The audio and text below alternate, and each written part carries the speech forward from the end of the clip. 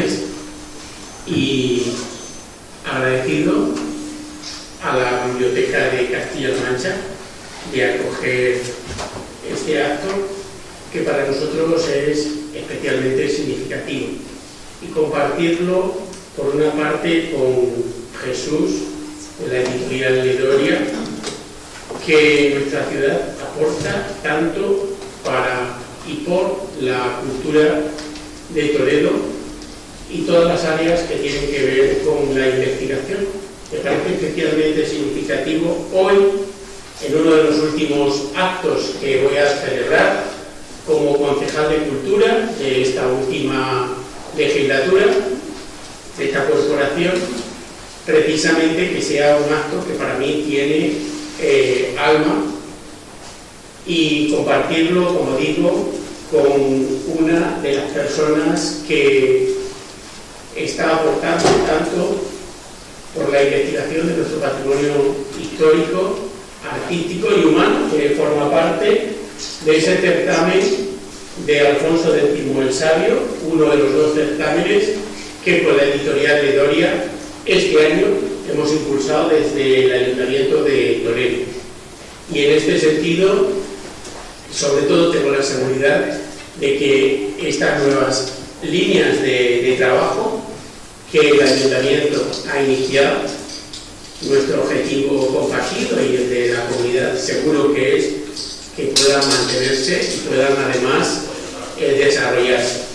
Lo digo porque si algo tiene Toledo es historia, y nos parece este tipo de certámenes o cualquier tipo de certamen que venga a reforzar líneas de investigación totalmente necesario, y de verdad que es una forma de consolidar y avanzar en nuestro legado.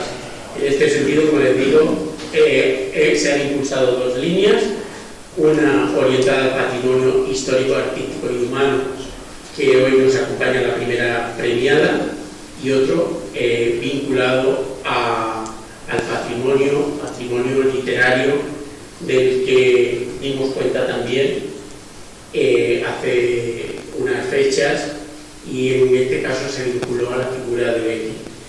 Realmente hoy, en este acto, lo que quería sobre todo es trasladarle nuestra gratitud tanto a la editorial como a la premiada, y por parte nuestra, desde el Ayuntamiento, valorar esta obra, valorar el trabajo de Ana Isabel Barajas Ocaña, que nos acompaña, una toledana de pro y toledanista que por encima de todo ha manifestado una pasión por Toledo, por nuestra cultura y también por todo lo que tiene que ver con el desarrollo humano. Sinceramente, la obra es una obra sencilla, como pueden ver, documenta y sirve de guía de las construcciones precisamente que se asientan a finales del siglo XIX y principios del siglo XX, un momento en el que la construcción de nuevos equipamientos, fundamentalmente equipamientos colectivos y comunitarios, mercados, cementerios, escuelas, la propia estación centenaria nueva, nuestra, incluso infraestructuras eléctricas, nos llevan y se eligió en Toledo, precisamente se optó por desarrollarse en torno al Mudéjar, al nuevo Mudéjar, al Neomudéjar. Y si bien Toledo a lo largo de los siglos, como saben, pues ha tenido los mejores arquitectos, los mejores artistas de cada momento, en este momento histórico tiene una significación especial artistas como Arturo Mérida o Narciso Clavería. Hace muy poco tuvimos ocasión de conocer en la Biblioteca del Museo de Santa Cruz una exposición que sí que recomiendo, que tiene que ver con los oficios de la construcción y de las artesanías, ¿no? Y la verdad que gran parte del desarrollo de toda la arquitectura tiene que ver con precisamente los oficios de la construcción, y también en todo el Neomudéjar, artesanos, albañiles, forja, madera, yeso, azulejos, que tiene una significación muy especial en Toledo, la aportación surgida de nuestra escuela de artes y oficios. Hoy también nos acompaña una artista de nuestra ciudad, Rojas, y y algunas personas muy relevantes, está Carmen, entre tantos, vinculadas también a la historia literaria, a la documentación bibliográfica de nuestra ciudad, que para nosotros son espejos en los que mirarnos y que tanto han aportado en nuestra ciudad. En el día de hoy, Ana Isabel Barajas Ocaña nos aporta también una mirada humana para comprender el toreo en un momento histórico difícil, con muchos condicionantes que desde luego hacen que el propio Neumudéjar tenga un esplendor mayor. Y finalmente quería hacer una referencia sobre todo a la dedicatoria del libro. El libro lo dedica a una persona, a Esperanza Pedraza, a la que fuera archivera municipal, que es también una personalidad insigne en nuestra ciudad y que tanto ha aportado. Mañana celebramos el capítulo de la Cofradía de Investigadores, gran parte del legado de ella, y yo creo que lo importante de nuestra historia siempre es que pongamos a cada uno en su sitio, en el momento histórico, y seamos capaces de sumar y además en la misma dirección del entendimiento, de la concordia, de la tolerancia y de la convivencia positiva, que es lo que define nuestra ciudad. Nunca el enfrentamiento entre bandos, ni realmente la discordia. Creo que el mejor ejemplo es gente que ha dedicado, y creo que les ha unido, como en estos premios, es Toledo, el orgullo de pertenecer a esta ciudad, de formar parte, en el que también, en gran parte, el mejor patrimonio es su capital humano y el talento de mucha gente que hoy nos acompañáis y que estáis forjando el Toledo del futuro y del día a día. Muchas gracias. Y de verdad encantado de acompañar probablemente en este mi último acto como concejal de Cultura en la presentación de un libro sencillo, con mucha alma, y os agradezco de verdad compartir este día casi de pre-corpus con nosotros, y siempre quedaré al servicio de la cultura de Toledo, porque la verdad que para mí ha sido un privilegio y es un privilegio defender esta ciudad donde sea. Muchas gracias.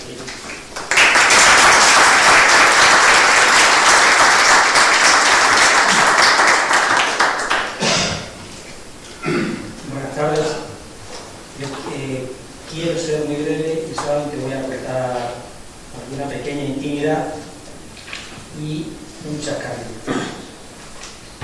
El premio, los dos premios, empezaron a fraguarse en mi cabeza hace bastantes años, yo creo que hacia el 2012, 2013, por ahí, pero no me atrevía a dar un paso en aquel momento. Y con el tiempo me pregunté por la idoneidad de convocar dos premios literarios, dos premios sobre dos materias diferentes. Uno sobre el patrimonio literario, tenemos que tener en cuenta que como patrimonio literario en la ciudad de Toledo podemos incluir el Quijote, por ejemplo, Lazarillo, San Juan de la Cruz, el patrimonio literario es toledano y sin muchos. Uno era la idoneidad de publicar un libro, un certamen así, un estudio sobre una obra literaria concreta, clásica, y otro sobre el patrimonio histórico, artístico, humano de la ciudad, sobre un hecho histórico, sobre un personaje, sobre un edificio. Eso fue madurando poco a poco, pero me encontré con una dificultad importante, y no era precisamente la financiación, era la dificultad de hacer de que esto surgiera como una semilla, pero se mantuviera en el tiempo.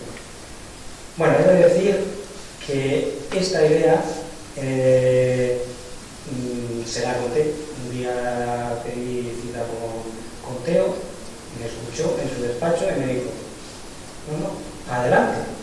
Y no me puso ningún obstáculo, de manera que empezamos a trabajar en esa dirección. Para mí era importante porque fíjense la prensa que hay hoy aquí, tanto como CEO. Escuchen mañana las desconexiones en la radio o las ediciones impresas de periódicos. Esto no aparecerá.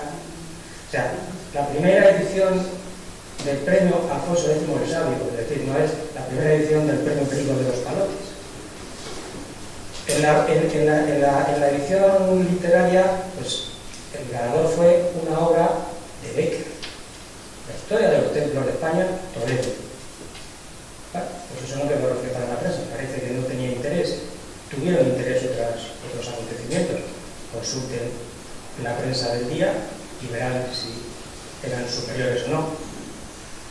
Y consulten lo que ha sucedido hoy, mañana, si tiene más importancia, más relevancia, pues un estudio sobre el neoderecho toledano o lo que pasó hoy en cualquier lugar de Toledo de la familia. Bien, ahí me gusta siempre citar, bueno, pues uno va leyendo y va tomando frases de acontecimientos, y hay, muchos lo conoceréis, hay un chascarrillo en las Cortes, no sé, de los años 50, creo, 50 o 60. Había dos diputados, uno, si no recuerdo mal, se llamaba José Solís, y otro creo que era Adolfo Muñoz. Y estaban discutiendo sobre la idoneidad de estudiar latín en las escuelas. Y uno de ellos decía, ¿para qué sirve el latín? No tiene ninguna importancia. Este señor que lo decía era del pueblo de Cabra, en Córdoba. Y su oponente le dijo, pues mire, el latín, entre otras cosas, sirve para que a usted le llamen Egabretis. No sé si ven la correlación. Bien, pues la cultura realmente sirve para eso. Es la base fundamental de todo. Y si a los propios toledanos no nos interesa el arte neomoderno, la época romana, es decir, lo que son nuestras raíces, pues no sé qué nos interesa. A mí me interesa, y aunque seamos pocos, a ustedes veo que también, pues por eso hago este trabajo. Por eso Teo me escuchó y por eso Ana Isabel escribió su libro. Bueno, ese libro es la primera semilla, ya tenemos otros 3 proyectos en marcha. Bueno, pues esto quedará ahí. Nosotros desapareceremos, pero los libros permanecerán y será nuestro trabajo. Por lo menos cuando miren en el futuro a pensar que pues hubo alguien que también trabajó con nosotros. Es decir, en palabras de Lorca, que me gusta repetirlo muchas veces, no solo de pan vive el hombre, también es bueno que el hombre y la mujer sepan. Y para eso está la lectura, para eso está la investigación, para eso está la investigación. Dicho esto, pues aquí tengo la placa que conmemora pues la ganadora, que me gustaría que Teo se la entregara a Ana como ganadora del primer certamen. Como los dos, que sí que es mejor tenerlas en el pecho y que, bueno, de verdad. Pues esta es la placa.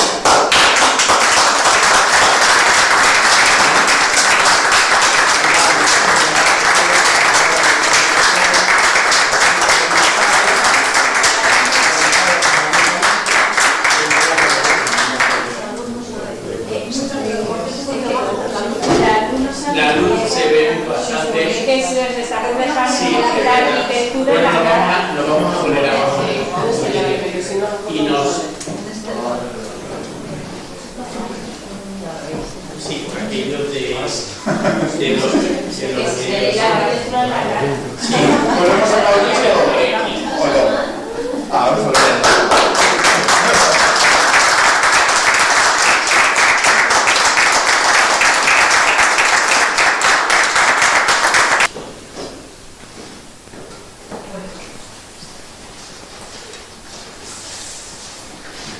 Pues nada, bienvenidos todos y espero ser un poco amena, ¿no? Porque estamos casi de fiesta de Corpus y bueno, pues así estamos. Muchísimas gracias a la editorial y al ayuntamiento.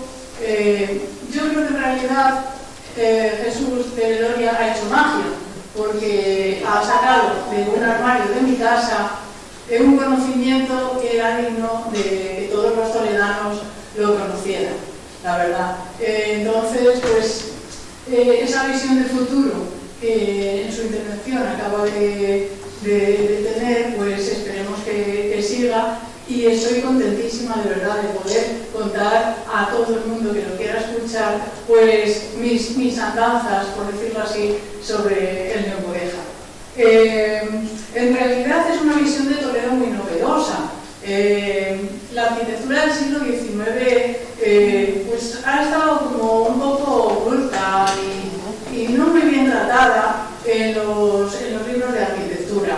Quizá otras ciudades, antes que la nuestra, quizá con monumentos así mucho más grandes, nos han cogido la delantera, ¿no? ¿Cuántos años hace que Vigo, por ejemplo, pues empezó a sacar enormes publicaciones muy bien estudiadas y muy vistosas sobre su arquitectura del siglo XIX? Y claro, Toledo es que no podíamos quedarnos atrás. En realidad, Toledo, cuando lo ves desde fuera, yo que lo he vuelto a ver hoy desde hacía unos meses que no venía, pues en realidad abruma con todos esos monumentos góticos y barrocos, torres y demás que guarda en su interior. Pero Toledo, cuando lo ves desde fuera, también tiene un color ocre. Ese color ocre, ese conjunto que forma el caserío de Toledo, pues en gran parte se debe a las ideas de unos ideólogos de finales del siglo XIX que quisieron dar esa imagen de la ciudad, la verdad, porque podían haber elegido cualquier otra. Era muy difícil, porque no vas a hacer un neogótico teniendo la catedral de Toledo al lado, ¿no? Que hubiera sido realmente muy mala comparación. Tampoco vas a hacer algo pues parecido a la fachada de los jesuitas, ¿no? Había que hacer algo que fuese a la vez popular y a la vez artístico. Entonces, pues hubo pues, desde ideólogos como Teodoro de San Román y otros cuantos que empezaron a buscar una imagen de la ciudad. Claro, una cosa era la idea y otra ponerla en práctica. ¿Qué pasa? Que yo voy a contar un poquito la génesis de este libro.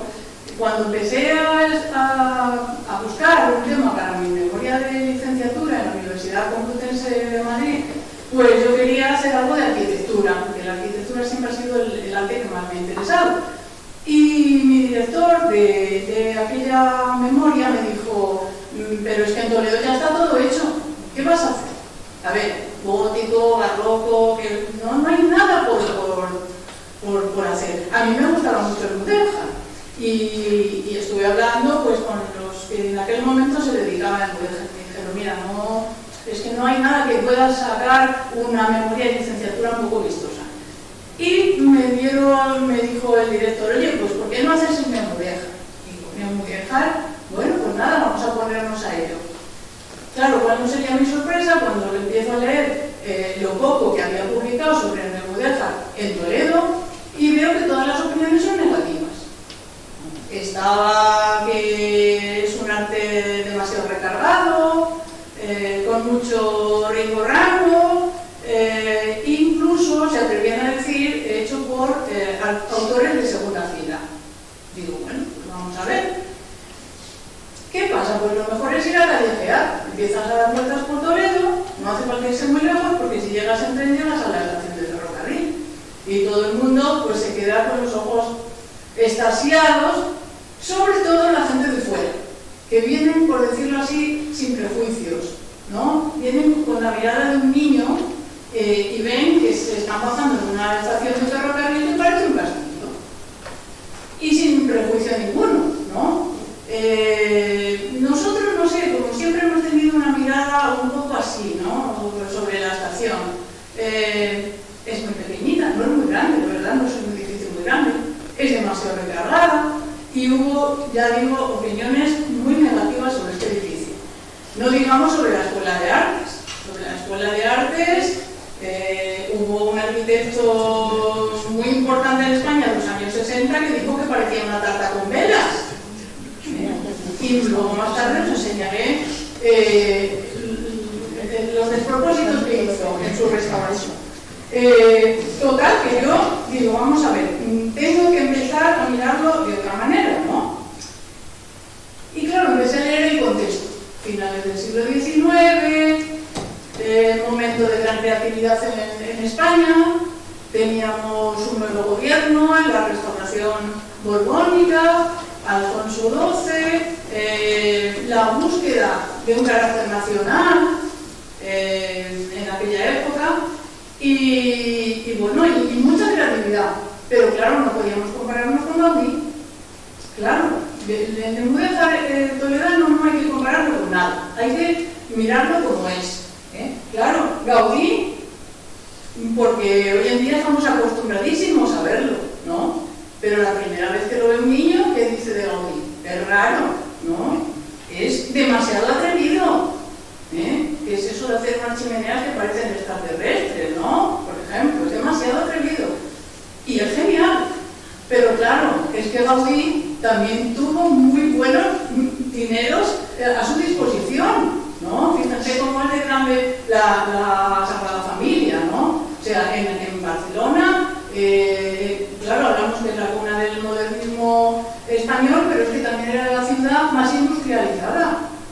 ¿Dónde vamos a comparar con el Toledo de la época? Que no teníamos ni para terminar el mercado de abastos, que todavía hemos ido esta mañana a verlo y se nota como un primer proyecto con unas pequeñas pilastras que no se acabaron. Después, un tiempo después, siguieron con el muro hacia arriba. Luego tenían un lío tremendo con las cubiertas que no sabían cómo hacerlo, tuvieron que contratar todavía otro último arquitecto y al final aquello se alargó porque no teníamos para acabar el mercado, ¿no? Entonces no podíamos comparar. Bueno, por otro lado, que hablaremos luego de los arquitectos también y también de los albañiles. No he visto, por desgracia, esa exposición a la que se ha referido el concejal, ¿no? Sobre la albañilería y demás. Pero la verdad es que yo quiero abrir los ojos también a la gente. Vamos a ver, ¿quién hace esto a día de hoy? ¿Cómo te pones a colocar esos ladrillitos uno al lado del otro para que te quede matemáticamente perfecto? Porque es otro de los valores de la estación, que es como el ritmo de la música, es que es pura matemática. ¿Cómo lo haces? Pues con buenos trabajadores, que por otro lado habían salido de la escuela de artes. La historia de esos trabajadores, pues lógicamente está por contar. Y yo animo también a algún joven investigador pues que se ponga con ello a ver si pudiéramos sacar el hilo de algunas de las personas que trabajaron en esto. Fíjense en una anécdota, y es que en el año 80 un vecino mío aquí en Toledo quiso hacer un arco de herradura en la puerta de su casa. Se construyó una casa de abajo arriba y quiso ponerla de alto de herradura. No encontró ningún albañil que se lo hiciera. Ninguno. Todavía está la casa y está el arco. ¿Cómo lo hizo? El dueño de la casa, que era artista, dibujó el arco y entre el dueño y el albañil, ladrillo a ladrillo, consiguieron hacer el arco. Vamos a ver. ¿Qué comparación? ¿Qué pasó? 80 años después, 70 años después, habíamos perdido toda esa destreza. Bueno, pues por lo menos hacernos esa pregunta, ¿no? ¿Quiénes eran estos autores y estos operarios? En el caso de Narciso Clavería, el autor de la estación, también digo, es una incógnita de personaje. Hoy en día sabemos, porque está en el archivo municipal de Toledo, una colección de fotografías suyas, que era un gran fotógrafo, y que le encantaba la fotografía más que casi cualquier otra cosa. Y sabemos que hizo dos edificios singulares, la estación de Toledo y la de Linares. La de Linares no es de Mudéjar, es de otro estilo. Y nada más, hizo muchas estaciones probablemente de las normales que hay por todos los pueblos, ¿no? Narciso Clavería. Pero, ¿qué le llevó a este hombre a sacar de su cabeza todas estas frases? Bueno, pues entonces hay que irse un poquito hacia atrás y ves que trabajó con su maestro Juan Bautista Lázaro en Madrid, que hizo algún edificio importante allí, pero luego, probablemente también por las circunstancias de la vida, pues se tuvo que dedicar a hacer estaciones normales y corrientes y probablemente esta pues su mejor obra que todos podemos disfrutar, ¿no? Así que estamos hablando de personalidades, de personas que fueron capaces de dar esa nueva imagen, y no solo una nueva imagen, sino algo realmente magnífico y notable en la ciudad. Hay que decir que la idea esta del Mudéjar toledano, yo cuando ya me puse a estudiarlo un poco a fondo, pues hay que ver que es herencia del romanticismo, de ese pintoresquismo medieval, cuando venían los viajeros europeos a Toledo, que ya se puso de moda esos inicios del turismo a finales del siglo XIX, pues les llamaba mucho la atención todo, pero sobre todo lo medieval, que se llevaba ese pintoresquismo medieval. Después estaba, por parte de las autoridades de la época, ya he dicho antes, del reinado de Alfonso XII y posteriormente de Alfonso XIII, la búsqueda de ese carácter nacional. Querían sacar un arte de carácter nacional. Y la verdad es que se extendió bastante por España, hay muchos neomudéjar. Unos mejores y otros no tan buenos, por decirlo así, pero se extendió en edificios, pues sobre todo de utilitarios, como es el caso de la estación, mercados, hay colegios, también hay algunas viviendas particulares, obviamente, cementerios, como es el caso nuestro. Fíjense, si van, que han de ir, no ir por obligación o por fuerza cuando muere uno al cementerio, sino ir a darse un paseo. Y esa galería de arcos que hay en la entrada del cementerio nuestro es de lo mejorcito que hay en los cementerios que hay en España. Vamos a ver, es que hay que verlo de esa manera. Es que tú vas y te paseas y pasas por debajo de las bóvedas y te fijas en las pilastrillas y en ese detalle, y dices, vaya entrada del cementerio que tenemos tan bonita, ¿no? Pues mucha gente no, al cementerio, voy al camino al cementerio, los cipreses, los pinos y voy a rezar o a ver a mis familiares. Fíjate en esa galería que vale mucho la pena, ¿no? Luego, en realidad estos artes que se han querido llamar neo o revival, pues tienen mucho de invención y tienen mucho de reinterpretación.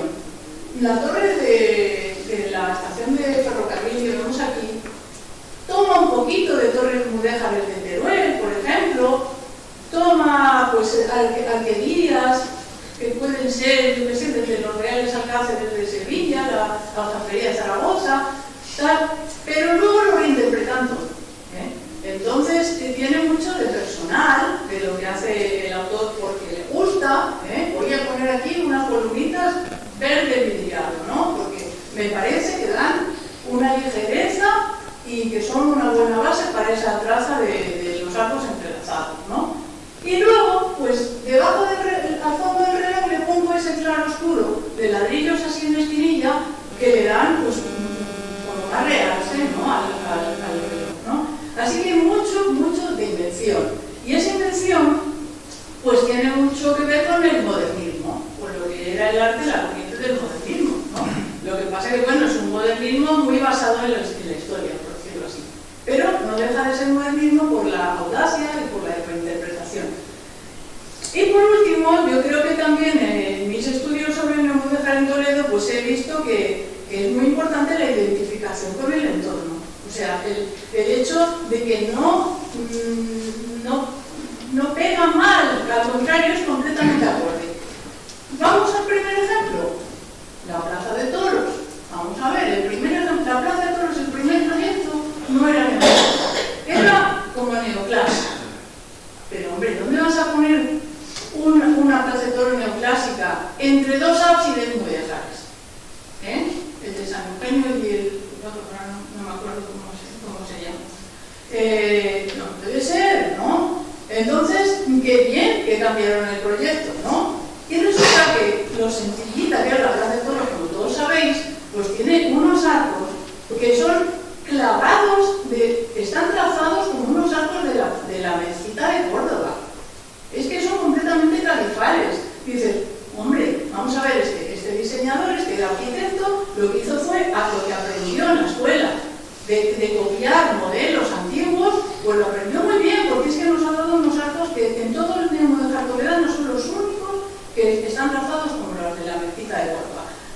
sencillito, lo vemos a día de hoy, pero así está. Luego, aparte de la personalidad del autor de la estación, tenemos pues a Arturo Mérida. La figura de Arturo Mérida, pues yo por mi parte estoy en vías de sacarla a la luz pues, todo lo que se pueda, porque realmente fue un hombre genial. Vamos a ver. Esto que aquí ven son los planos, una parte de los planos de la Escuela de Artes. Es un corte, como veis, en realidad son las aulas con el sótano de debajo y los patios. Y este era un edificio que ahora les enseñaré una foto que unía con San Juan de los Reyes. ¿Cómo vino Mérida a Toledo? Pues vino Mérida con un contrato en 1881 que le decía el ministerio: tienes que restaurar San Juan de los Reyes, que había quedado muy mal después de la guerra de la independencia, y además en el mismo contrato iba que tenía que hacer una escuela de arte. En España solamente había dos escuelas de arte anteriores a esta, una en Córdoba y la otra, perdón, no me acuerdo ahora. Pero claro, el ministerio ahí tuvo una idea muy importante. Dijo, vamos a ver, Toledo, ahí tiene una base importantísima, tenemos modelos para estudiar todos los que queramos y vamos a crear artífices que puedan copiar esos modelos, reinterpretarlos y además en el documento de fundación de 1881 habla de conseguir el bienestar del obrero. Porque como todos ustedes saben, en aquellas épocas los obreros pues, estaban mal pagados y todavía trabajaban más de 12 horas diarias y no estaban especializados y claro, se tenían que quedar pues, siempre en una base de sueldo muy baja. Había que dignificar la vida del obrero y además darle los medios para que luego él pudiera vivir mejor. En el documento de fundación está eso. Cosa que, por cierto, en un medio de comunicación digital de Castilla-La Mancha, a un mes aproximadamente, una persona pues, que no, por desgracia, no debía de tener muchos conocimientos, dijo que la Escuela de Artes había sido idea de un político de la época al que realmente no hay que atribuírsela porque es buenísima de las maneras. Se sabe perfectamente, y he visto los documentos con mis ojos, quién fundó la idea de la Escuela de Artes y de la restauración de San Juan de los Reyes. Entonces Mérida, que curiosamente no se le conocía mucho como arquitecto, aunque había estudiado en la Escuela de Arquitectura de Madrid, pues cayó en Toledo y nos trajo pues, toda su genialidad y toda su capacidad de trabajo.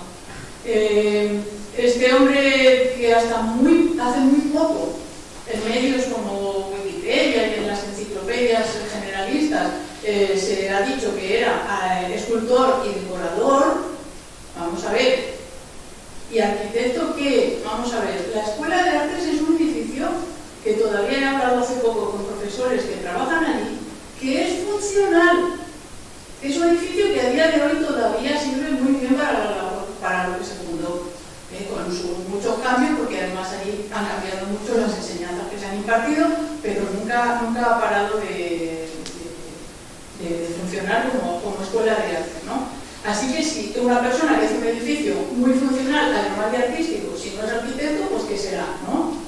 Total, que Mérida recae en Toledo, y lo que digo de la capacidad de trabajo, todo esto se hizo in situ, a excepción de los ladrillos normales y corrientes, que se hicieron en una tejera, que por cierto, todavía estamos averiguando dónde fueron.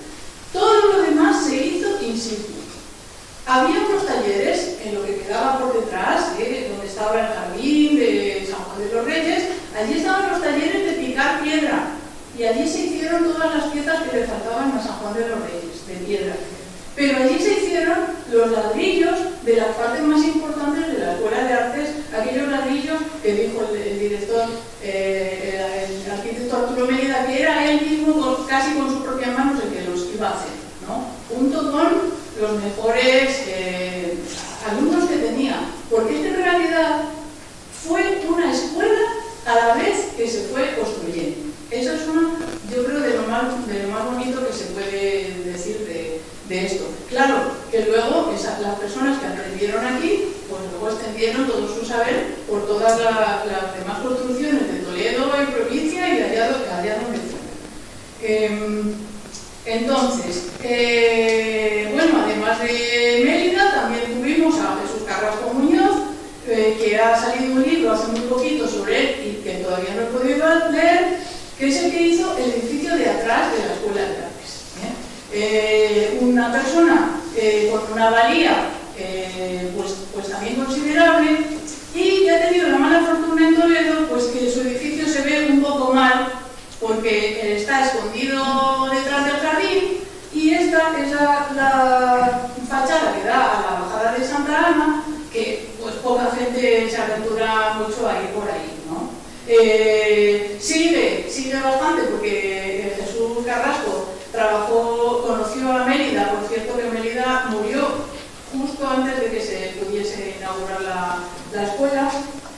Yo siempre creo que por todo lo que trabajó, porque debió estar ahí metido toda una serie de años, y pues sí que sigue en las cornisas, en una serie de aspectos, pues Mérida. Pero también puso su personalidad. Por ejemplo, pues le gustaban mucho los árboles bajados, como se puede ver allá arriba, ¿no? Luego tenemos otros personajes que aportaron su trabajo, su genialidad en Toledo, que fueron Juan García Ramírez y Ezequiel Martín. Juan García Ramírez era el arquitecto municipal, un hombre que trabajó 50 y pico de años. Al principio no me salía de las cuentas, digo, no puede ser. Pues sí, señor, trabajó 54 años, me parece, seguido. Con 2 años que estuvo enfermo y le tuvieron que sustituir. Y también fue arquitecto diocesano. Y luego está Ezequiel Martín, que era arquitecto provincial. Resulta que hace muy poco he leído un artículo de Adolfo de Mingo, persona a la que no conozco y me gustaría conocer, que ha estudiado a los directores de la Real Academia de Bellas Artes y Ciencias Históricas de Toledo, y nos dice, de lo cual me alegro mucho, que lo más probable es que el monumento al corazón de Jesús, que es otra belleza de nuestra ciudad, lo que pasa como está así un poquito a las afueras y tampoco mucha gente se atreve a ir allí, pero es otra belleza de edificio, lo más probable fuera obra de Juan García Ramírez. Yo también he pensado siempre, y porque lo hablé también con Esperanza Pedraza, que su padre tuvo mucho que ver en ese edificio. Y luego, pues también de Adolfo de Mingo parece que nos dice que las escuelas de la Vega Baja, las famosas escuelas que se llamaron Fernández Jiménez durante mucho tiempo porque era el gobernador civil que las mandó construir y que ahora creo que son una sede de la policía local, pues parece ser que son atribuibles a Ezequiel Martín. Yo en mi libro no lo podía asegurar porque la verdad la mayor parte de mi trabajo se basó en el Archivo Municipal de Toledo y en el Archivo General de la Administración de Alcalá de Henares. Y en el Archivo Municipal de Toledo, por eso también hago el homenaje en la dedicatoria, los documentos estaban de pena, de auténtica pena. Cuando yo investigué esto, se acababan de cambiar a la parte de arriba, que al principio estaba abajo como en una especie de sotanillo, y estaban las cajas pues llenas de polvo y bueno. Así que la ayudante, Agustina Martín Querencia y yo, pues nos tuvimos que meter por ahí en una especie de bóveda a sacar todos los papeles, incluso algunos que se hubieran caído por detrás en la mudanza. Y de todo aquello, pues resultó que algunos proyectos no estaban. Y algunos dices, bueno, no están porque no están, porque no los presentaron en su día, o también puede ser que alguien se lo regala. Ahí está, por ejemplo, el casino, el casino de Felipe Trigo, que viene la petición de obra y tal, pero no presenta proyectos de ningún tipo, que es raro, ¿no? Porque generalmente se presentaban proyectos, se informaba, se le daba el visto bueno, o se le ponía algún tipo de traba, y ese no está. Igual que no está ese, pues hay Por cierto, que verán en el libro que también hay edificios que son, pues, por ejemplo, de órdenes religiosas, o están los de la compañía eléctrica, como el que afortunadamente queda el transformador de la luz de la bajada de Santa Ana, que está justo a la vuelta de aquí, porque se baja y a la derecha, si no se ha hundido desde la última vez que lo vi, parece que sigue allí, ¿no? Un transformador que en el dibujo, en el libro, ha salido de tamaño grande, de lo cual me alegro, porque la verdad que es una preciosidad de edificio. Dices, hombre, junto a los edificios corrientes de la luz eléctrica que hay por todas las ciudades, pues mira que teníamos. Por cierto que había otro donde están las escaleras mecánicas que bajan de la Diputación o que suben a la Diputación, ahí entre las dos carreteras había ahí otro igual. Incluso también hay algún edificio que verán que ya no existe, ¿no? Como una panadería con una fachada preciosa que había en la Antequeruela y que ya no está. Total, que en todo esto lo que me falta ya son las casas, las pequeñas casas que están por todos los barrios, ¿no? Algunas pues nos ofrecen pequeños detalles, no sé si tengo aquí alguna, ¿no? Unos ladrillos en esquinilla que dan un sombreado, un remarcar los vanos, la puerta, las ventanas, que bueno, te dicen algo, ¿no?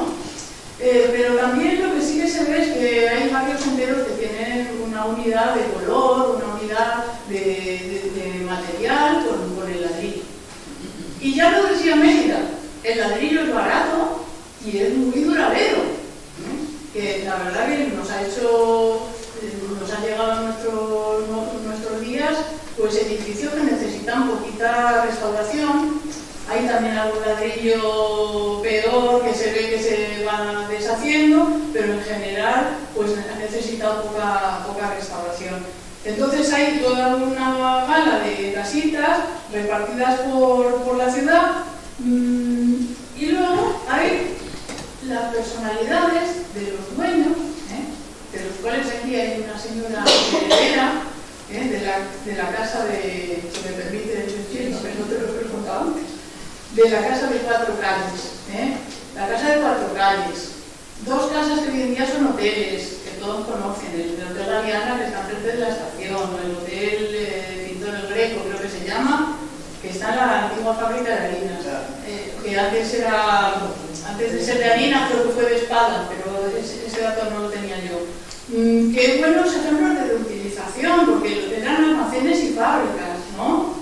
Pero qué cariño le tenían al trabajo esa gente y a su oficio para hacerles esa fachada. Una fachada, claro, que el Hotel Galeana es una preciosidad de arquitectos, ¿no? Bueno, pues había esa ilusión, una ilusión que luego, pues, como toda la moda, pues se acabó. Pero bueno, esas pequeñas personalidades, pues también valen mucho, ¿no?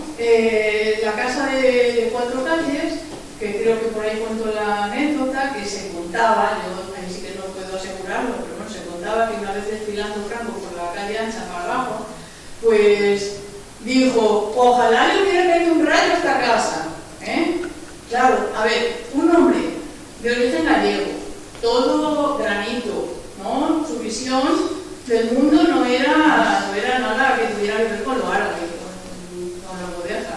Entonces, claro, probablemente pues no le gustaba porque no encajaba, digamos, en su imaginario, en el imaginario que tenía desde pequeño, ¿no? Se me olvidó decir que muchas de las pequeñas casitas que hay repartidas por Toledo se deben a Flaviano Rey de Viñas.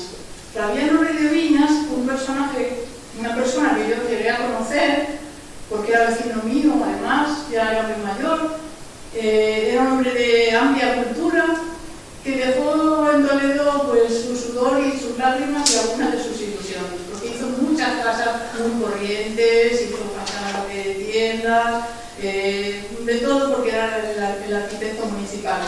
Pero en algún momento pues, tuvo ocasión de hacer pinitos, por decirlo decirlo así, y plasmar un poco más de arte en lo que trabajó.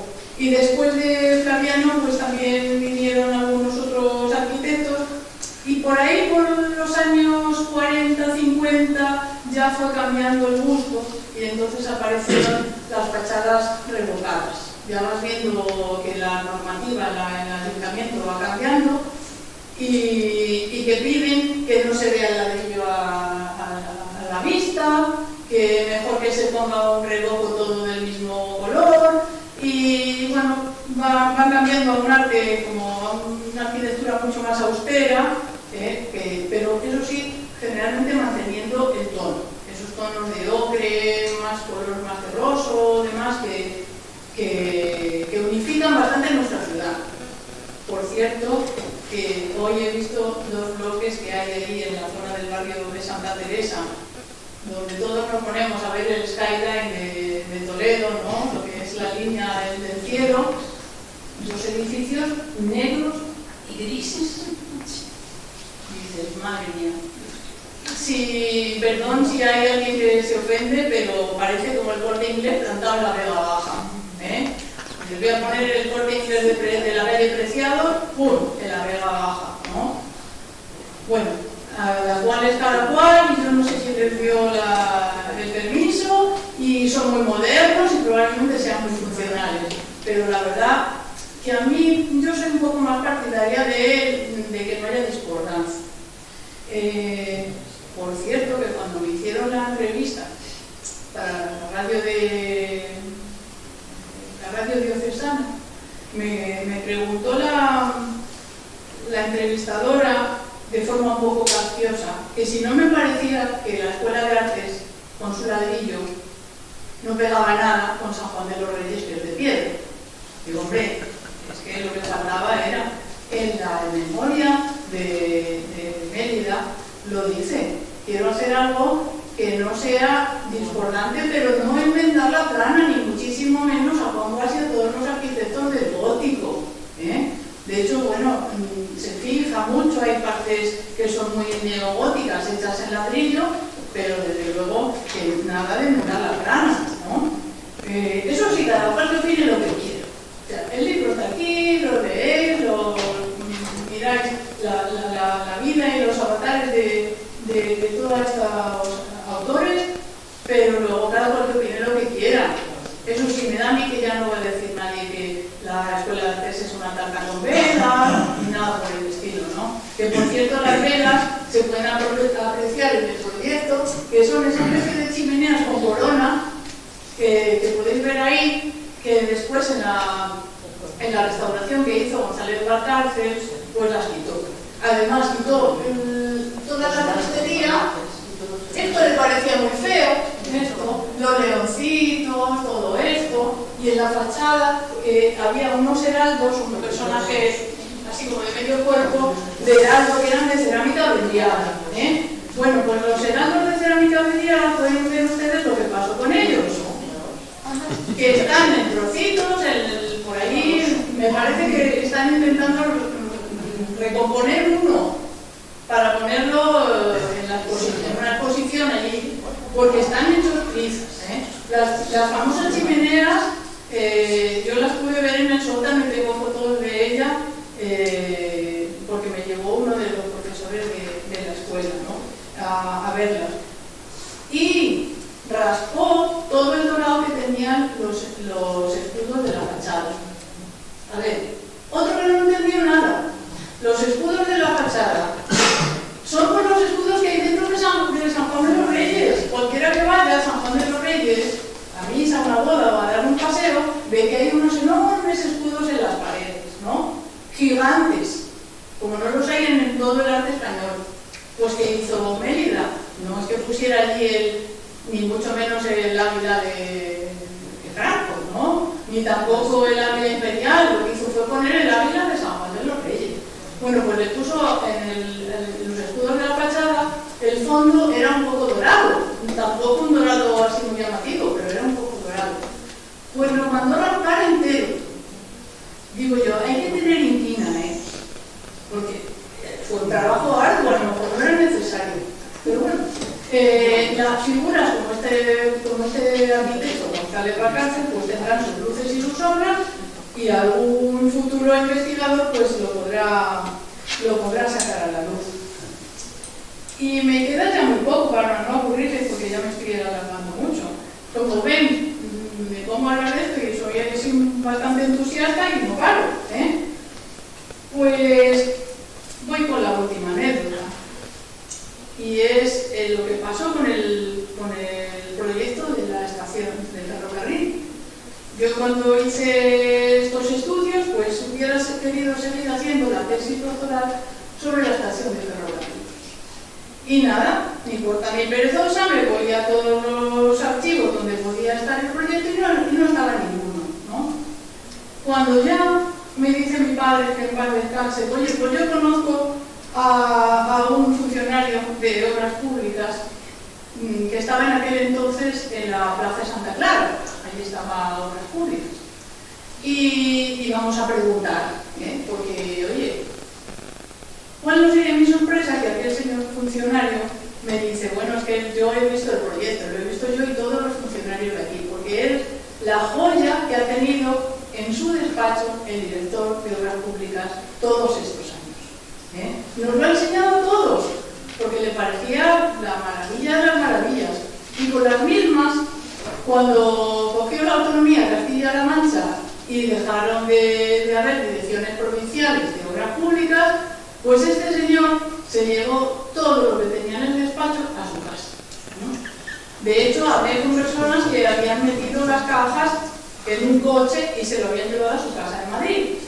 Bueno, pues yo que era joven y bastante animada, digo, pues nada, yo busco aquí por el apellido y llamo por teléfono, se acuerdan de las vías de teléfono antiguas, buscando por todo el apellido y conseguí dar con la familia.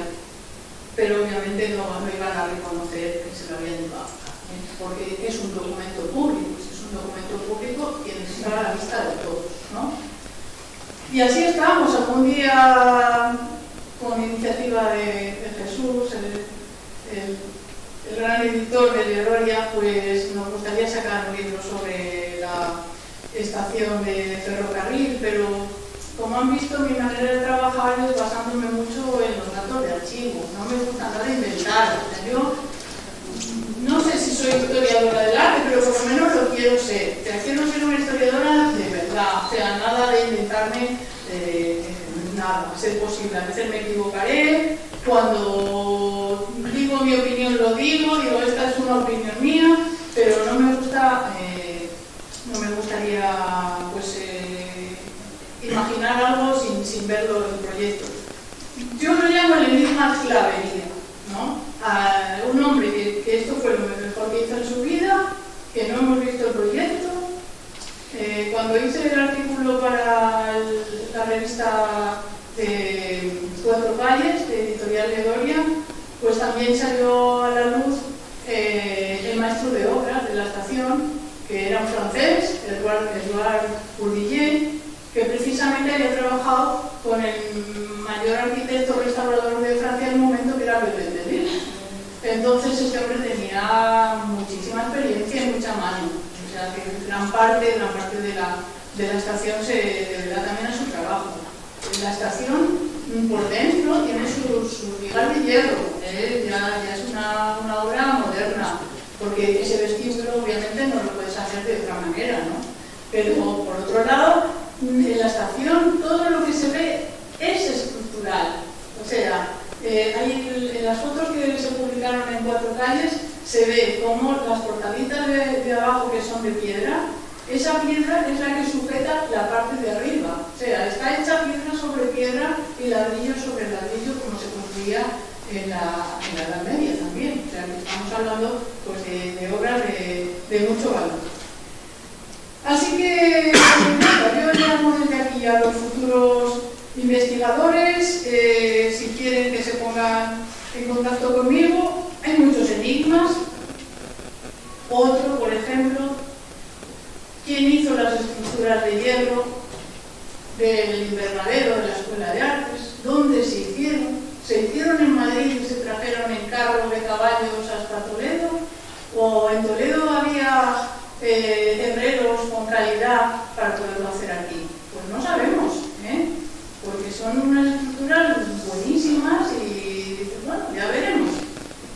También nos falta lo de los ladrillos y nos falta otro enigma que a lo mejor ustedes, alguno lo puede descubrir. Y es dónde está la reja de la Escuela de Artes. Esa reja se quitó por ahí en los años 60, por ahí, cuando empezó a haber más tráfico en Toledo. Pues decían que no cabían bien los coches en las dos direcciones y que era ahí un estorbo, ¿no?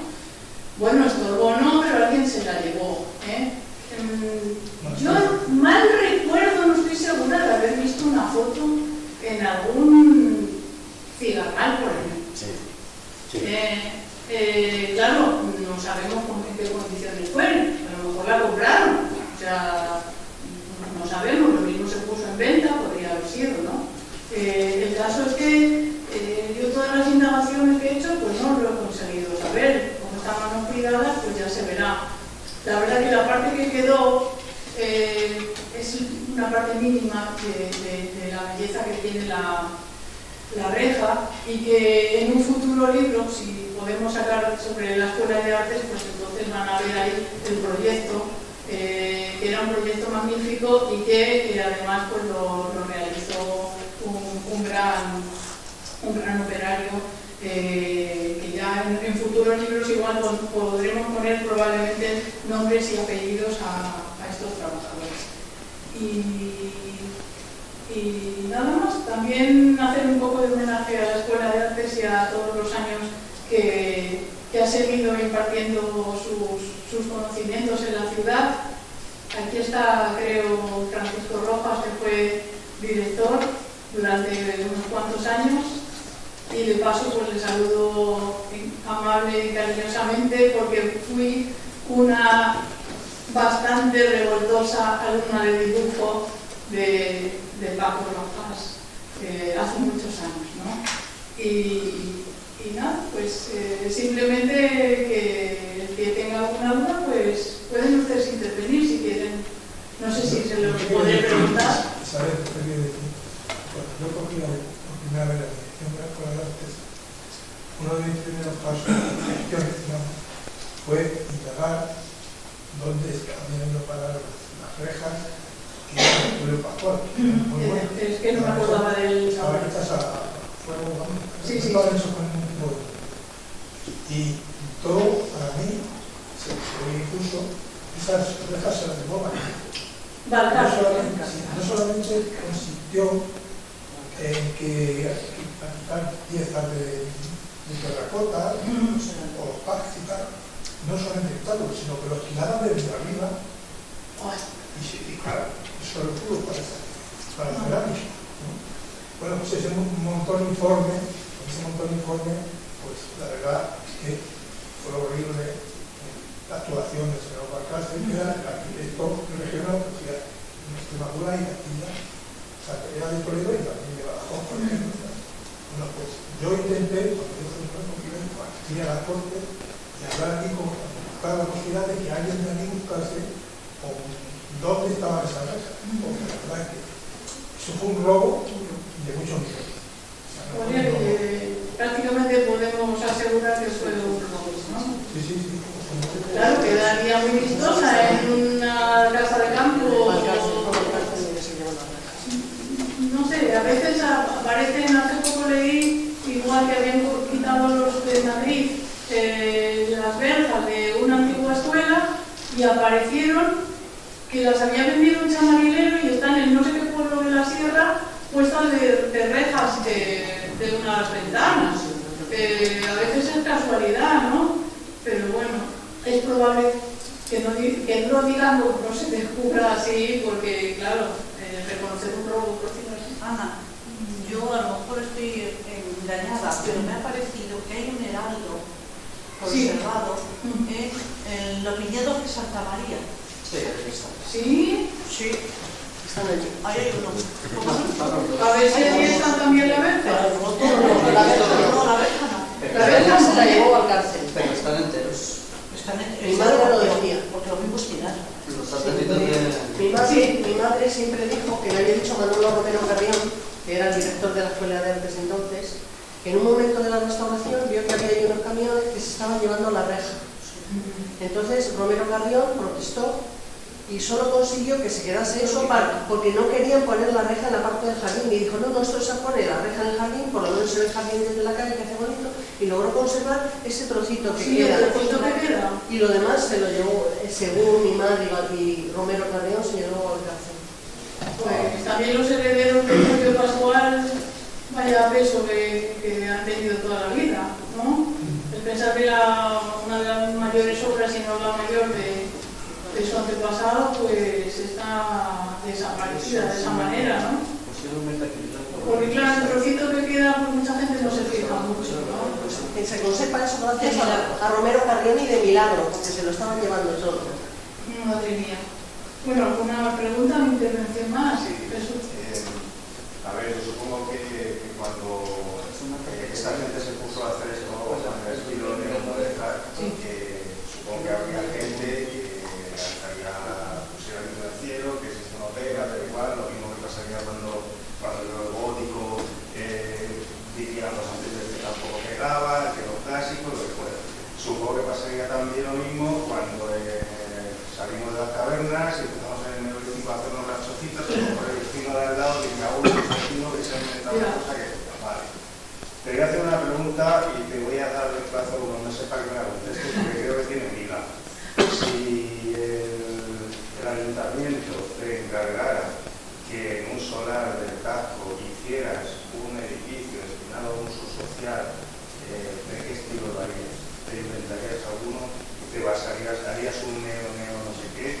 No, ya te digo uno porque hoy he visto otra vez la sede de la antigua caja de Castilla-La Mancha aquí debajo de la Vega,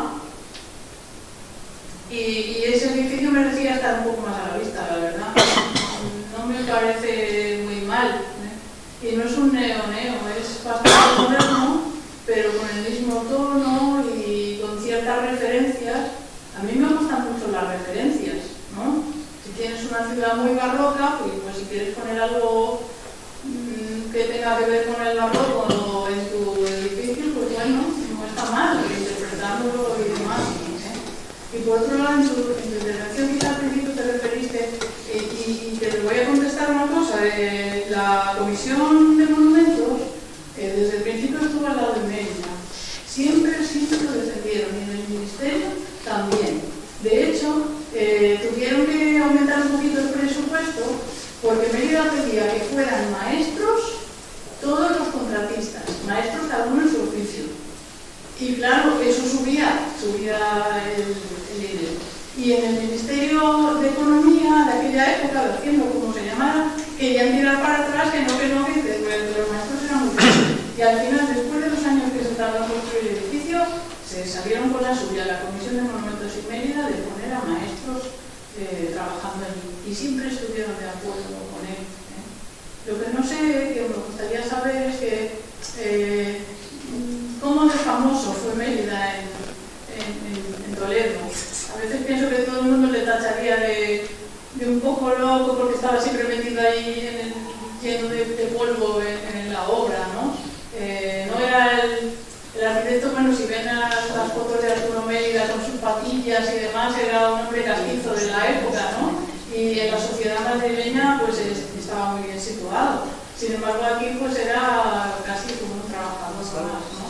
Pero bueno, sacó adelante esa obra de la que podemos disfrutar todos a día de hoy.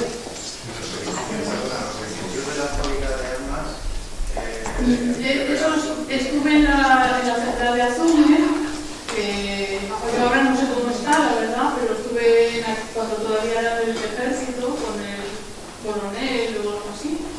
Y hombre, es una belleza de edificio, la verdad. Pero claro, ya habría que ir al Ministerio de Defensa a ver qué es lo que tienen, que eso lo tengo sin estudiar. Pero estaría dentro de Monumentos. Sí, claro, ahí hay detallitos ahí buenísimos, que muchos de ellos están bastante maltratados. Cuando vas por la senda por detrás, se ven algunos arquitos que están trazados fabulosamente. pero claro, no sé quién lo trazó ni nada. Dos preguntas. Sí. La primera, entonces en el libro realmente no está todo el Mudéjar de Toledo. No, a ver, no, está todo lo que pude encontrar en el archivo municipal, lo del Archivo General de la Administración y todas mis visitas de calle, procurando que no se me escapara nada.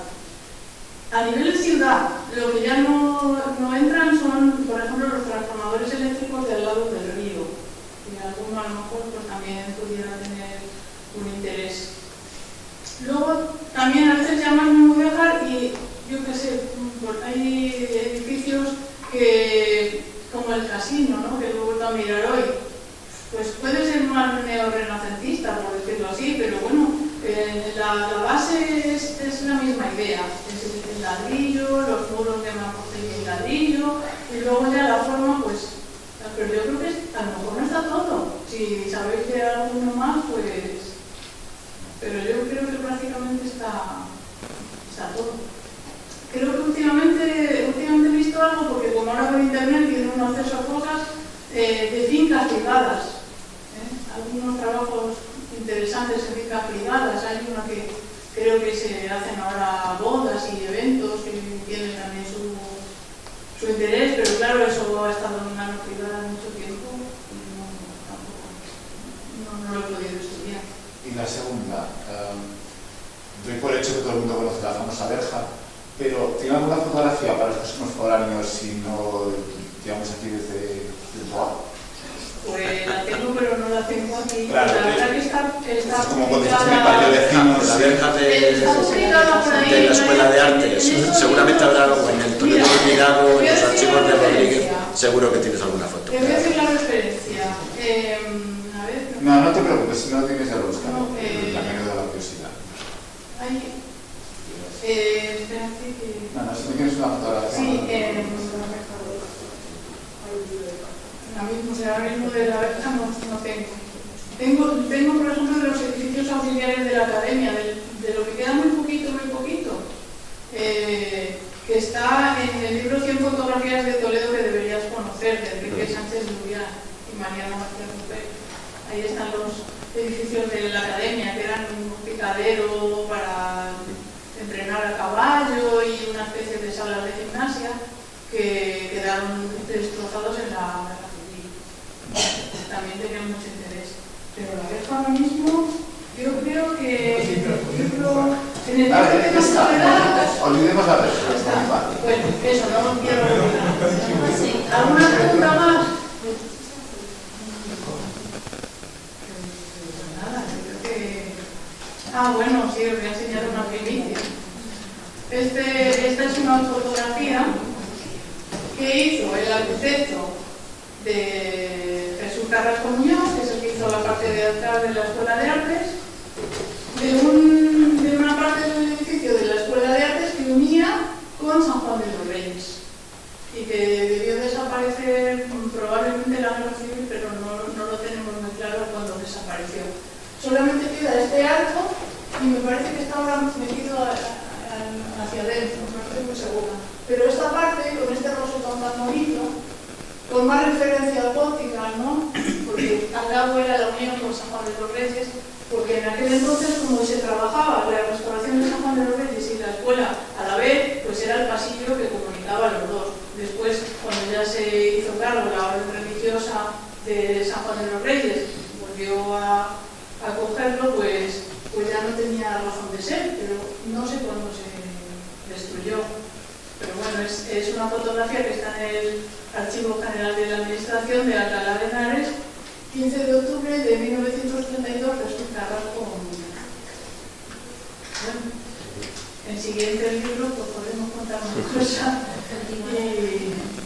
y poner más fotos. La verdad que de la Escuela de Artes tengo muchas cosas y a ver si lo pudiéramos sacar en breve. Y bueno, y de la estación del ferrocarril, pues el que sepa algo que lo diga. Toda la memoria de la Escuela de Artes está escrita escrita en letra gótica, muchísimas páginas en letra gótica, a mano por Arturo Mérida, ¿no? Con esta letra tan bonita que se ve aquí en la... Bueno. Cuando llegué ahí me dieron 1 metro cuadrado de documentos atados con unas cuerdas como del principio del siglo XX, ¿eh? Y digo, ¿qué hago yo con todo esto? Que cuando empiezo a abrir, pues salió kilos de polvo. Pues el auxiliar del archivo muy amable me trajo un trapo para limpiar.